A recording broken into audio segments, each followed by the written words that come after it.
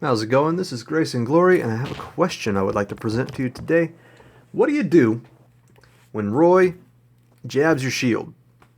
What do you do? Say you want to grab him. Too bad he's got all kinds of privilege. Look at that fucking point blank. Oh my god. Okay. Well, then what if I want to just up B him instead? Maybe that'll work, right? That's got range. So I'll just shield, let him jab me. I'll just punish it with my out of shield option. He dreamed. You just fucking do it again, and it'll interrupt it. You just don't quite have the frame data for it. Sucks, right? So then you end up having to just, like jump out or like, try to roll and reset neutral or whatever have you, right? It's not a great position to be in. It sucks because you don't have any direct guaranteed punish. You only have like, 50-50s. Because you could, if Roy goes for another, just as a quick example, I don't want to get too far like into this rabbit hole, but say you're point blank, right? Say he jabs you. If he goes for a second jab, he's going to hurt box shift into your grab during that one frame he has, and he will actually hurt box shift into it. So if he goes for a second jab, then you can grab that. But it's a 50-50, at best. He still has pretty much full control over the pressure he's putting on your shield. He can do a lot with that. So, what if I told you that no the fuck he doesn't?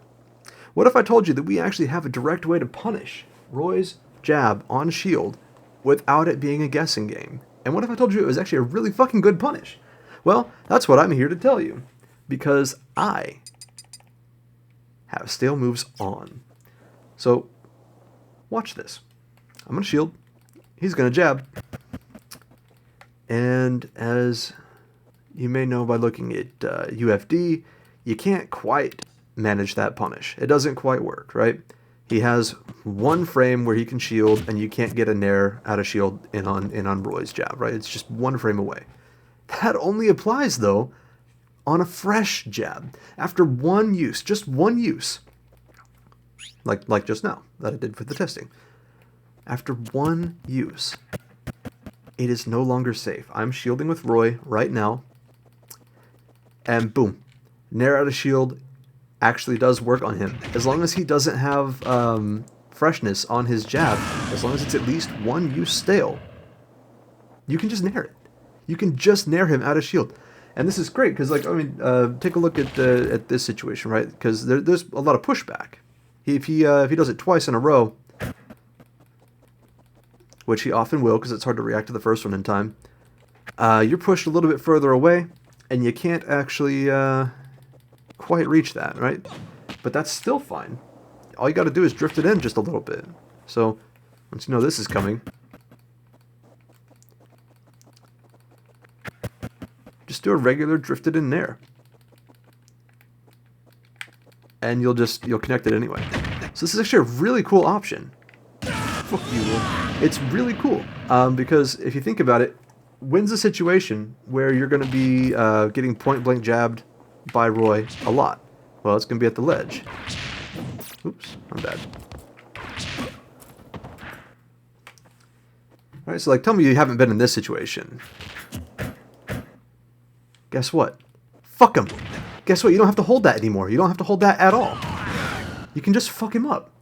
And not only that, but we kind of got a sneak preview right there of what I was originally labbing when I figured this out.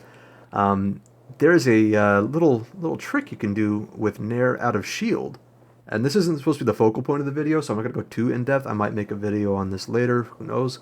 But just as a fun little point of interest here, you can nair and pull back on it to get only the first hit, dodge the second one, and force a true tech situation. Roy can't act here. I'm trying to make him do something. He's forced to tech at around 70, 80%, I think even.